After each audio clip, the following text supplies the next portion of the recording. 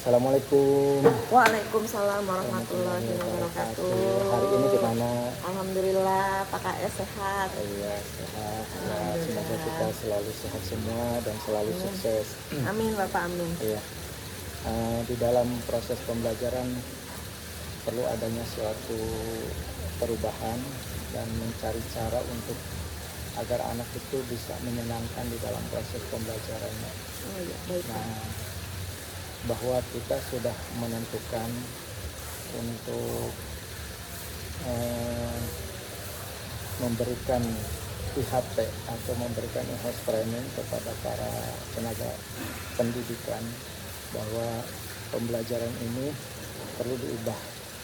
Kira-kira menurut Ibu apa yang akan diajukan untuk IHP ini? Ya, sesuai kemarin setelah kita diskusi beberapa waktu lalu dengan Bapak bahwa saya kekurangannya di menerapkan pembelajaran diferensiasi Pak. Jadi saya rasa itu Pak yang perlu kita lakukan, yaitu materi IHT-nya adalah bagaimana penerapan strategi pembelajaran berdiferensiasi Pak. Nah, mungkin kita perlu untuk menentukan dan merancang kegiatan ini untuk IHP metode pembelajaran dengan diferensiasi. Nah, ini kira-kira kapan menurut Ibu yang kira-kira tepat? Untuk menurut saya sih yang tepat tidak semester sekarang ya Pak kita lakukan selagi masih dalam jeda semester ini supaya kita bisa melakukan perbaikan nanti di awal semester baru Pak.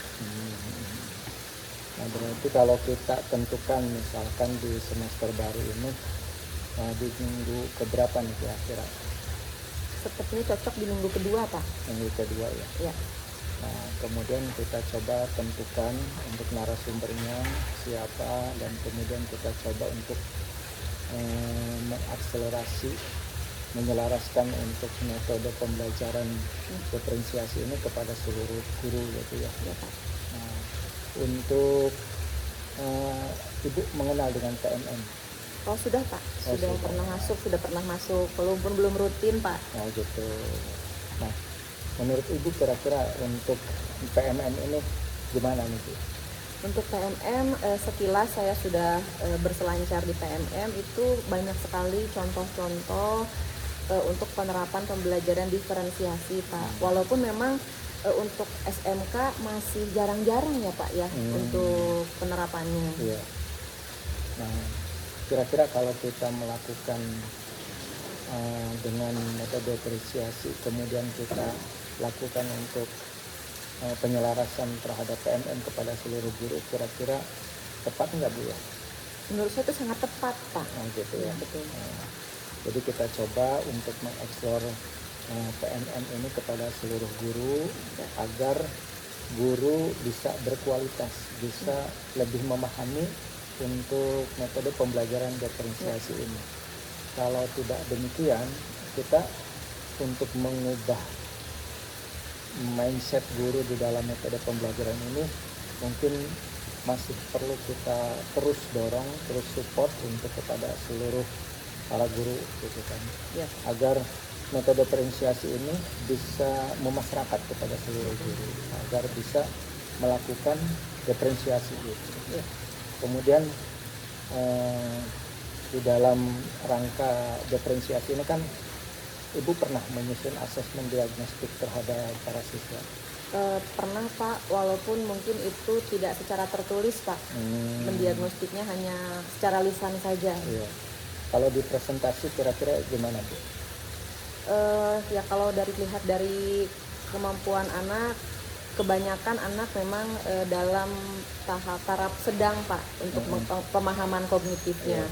Dan untuk motivasi anak untuk belajar juga masih ada di taraf sedang Pak. Oh gitu. Nah, ada di dalam rangka untuk mengasesmen diagnostik terhadap siswa ini, nih contohnya seperti ini Bu. Ya, ada kita coba.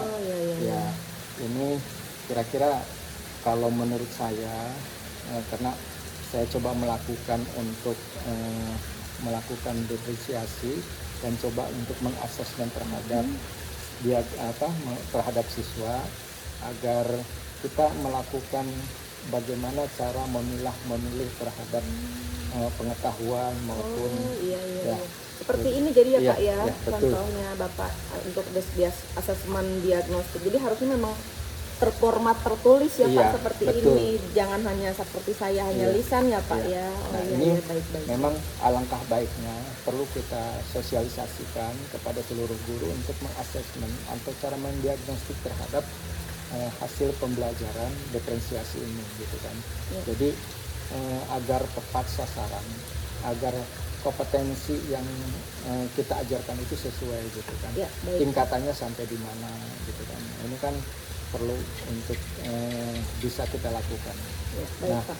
di dalam pembelajaran diagnostik itu sudah pernah memapping gitu kan terhadap siswa di dalam kategori A, B, C gitu kan. Iya. Nah itu Pak, kita mappingnya masih di otak ya Pak, karena Oh, kan gitu. tidak terdokumentasi. Oh, Jadi betul. hanya siapa yang ngerti, siapa yang tidak. Jadi kita memang kalau untuk bukti secara terekam administrasi sepertinya masih kurang ya Pak, Oh, karena kita masih basisnya lisan dan Oh, mengingat-ingat. Nah itu kelemahan kami Pak. Oh, gitu.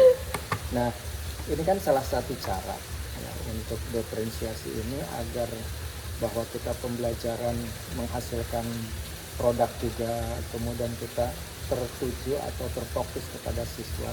Nah, perlu kan kita mapping. Oh iya. Mapping di dalam itu tadi untuk cara mengasesmen terhadap siswa itu juga kan diagnostiknya kita coba untuk di tahap berapa itu kan salah satu mapping kita sebagai guru gitu kan. Iya. Nah, ini coba ibu lakukan untuk bisa membuat mapping siswa di dalam Siap, Pak. proses pembelajaran itu sendiri. Siapa? Kira-kira ibu untuk melakukan mapping ini kira-kira kapan ibu? Saya rencananya nanti di minggu ketiga Pak, setelah kita IHT, lalu saya coba buat tadi yang Bapak contohkan instrumen ini. Nanti mungkin saya juga mohon izin nanti akan konsultasi lebih lanjut dengan Bapak atau dengan guru yang lebih senior ya Iya, Pak ya. betul. Target saya nanti minggu ketiga atau keempat Pak, saya akan buat mapping pemetaan siswa tersebut Pak.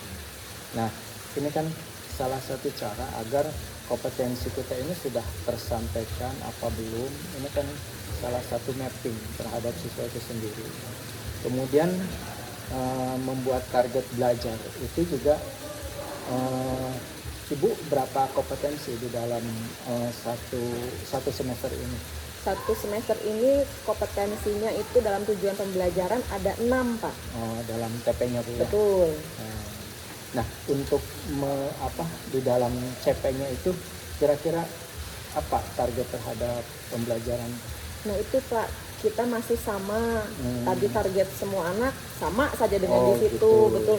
Karena kemarin itu memang agak belum ini ya Pak, waktu IHT awal belum terlalu jelas bagaimana cara menyusun tadi target anak yang berbeda-beda berdasarkan tujuan pembelajaran. Apa sih mata pelajarannya Bu?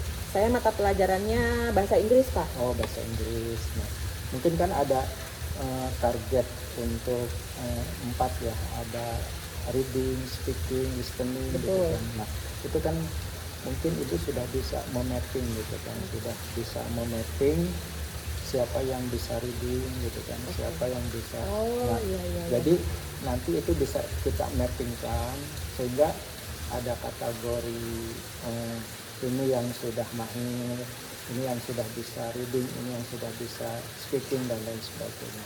Ini yang baik, jadi Pak. kita coba untuk Baik, Pak. bisa mengupdate data gitu kan. Baik, Karena sekarang kan pembelajaran itu kan harus berbasis data. Bu. Betul Pak. Nah, ini Siap, Pak. yang kira-kira bisa kita lakukan. Siapa? Nah, ibu untuk bisa melakukan pembelajaran, paling tidak kan ibu sudah membuat CP, TP, ATP. Kira-kira ibu sudah sejauh mana Bu untuk melakukan itu? Saya sudah menyusun tujuan pembelajaran dan alur tujuan pembelajaran yang sudah disesuaikan dengan kalender pendidikan Pak. Iya. Dan juga setelah dihitung hari efektifnya, akhirnya modul ajarnya disusun berdasarkan tujuan pembelajaran itu. Tapi masih secara umum Pak. Oh, gitu. Jadi LKPD-nya masih sama, job sheet-nya, project-nya juga mungkin masih bisa makan Pak proyeknya. Jadi karena saya masih belum terbiasa tadi Pak gitu. Jadi mungkin mohon arahannya bagaimana saya supaya bisa membuat bahan ajar atau job sheet atau mungkin LKPD tadi ya Pak ya, yang bisa proyeknya itu sesuai dengan mapping anak tadi Pak. Nah, Ibu sudah melakukan untuk misalkan di tahap awalnya Bu dalam pembelajaran bahasa Inggris kan tentunya ada yang namanya vocabulary gitu kan. Oh iya. Nah, vocabulary ini kira-kira sejauh mana kita mengasesmen terhadap siswa. Jadi karena kita sekarang fokus terhadap siswa untuk pembelajaran ini, kira-kira yang bisa untuk menghafal vocabulary ini, nah ini kan Ibu harus bisa coba memapping gitu kan. Kemudian readingnya gitu kan. Jadi jangan sampai nanti anak ketertinggalan di dalam pembelajaran diferensiasi ini. Siap Pak. Nah kemudian untuk menerapkan semuanya ini program di dalam diferensiasi ini, Ibu dalam satu semester ini untuk secara keseluruhan di dalam diferensiasi ini kira-kira target itu apa? Kalau begitu Pak, berarti karena harus saya siapkan dengan baik Pak, saya mohon waktu mungkin, tapi insya Allah saya akan lakukan itu di minggu paling lambat Pak, minggu ke-6. Berarti setelah pertemuan ini insya Allah di awal semester nanti insya Allah sudah siap Pak untuk yang baru setelah saya mencoba menerapkan di minggu ke-5 atau minggu ke-6 ini Pak.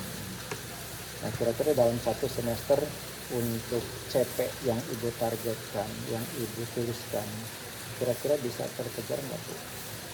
Nanti mungkin saya mudah-mudahan, nah itu Pak karena di awalnya tidak melakukan diagnostik awal ya, jadi mungkin nanti untuk TP-nya sepertinya akan saya kaji kembali apakah ini sudah sesuai dengan kemampuan awal siswa atau belum Pak. Nanti akan selanjutnya saya konsultasi dengan guru senior dan juga nanti akan saya konsultasi lebih lanjut dengan Bapak.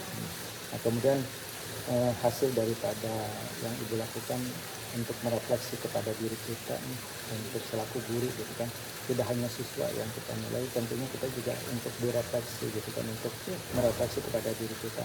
Nah, Ibu pernah untuk merefleksi di dalam metode diferensiasi untuk keberhasilan dalam proses tersebut. Ya.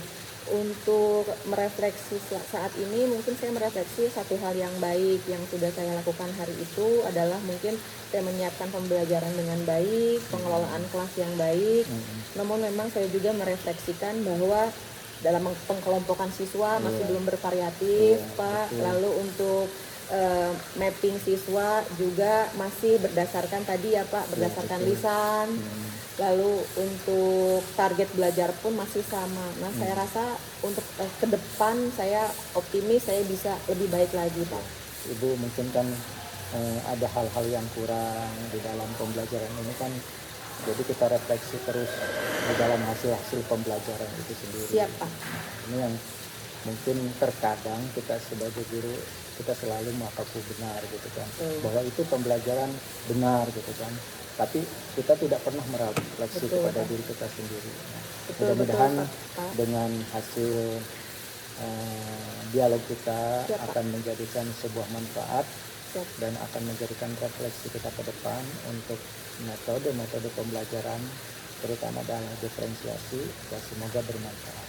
Siap Bapak, insya Allah Pak, nanti mungkin saya mohon izin saya akan berkonsultasi lebih lanjut dengan Bapak supaya saya bisa betul-betul menerapkan pembelajaran diferensiasi di kelas Pak, dan hasilnya anak akan lebih percaya diri di kelas Pak. Ya, baik Ibu, semoga dengan langkah-langkah kita, perbaikan-perbaikan terhadap Ibu dalam melakukan pembelajaran di kelas akan lebih baik, akan lebih profesional, akan lebih mengutamakan terhadap pembelajaran siswa. Amin, amin. Ya, Terima kasih semoga banyak. bermanfaat dan Ibu sehat selalu. Amin Pak. Terima kasih. Assalamualaikum warahmatullahi wabarakatuh. Waalaikumsalam warahmatullahi wabarakatuh. Bapak dipecat dulu itunya.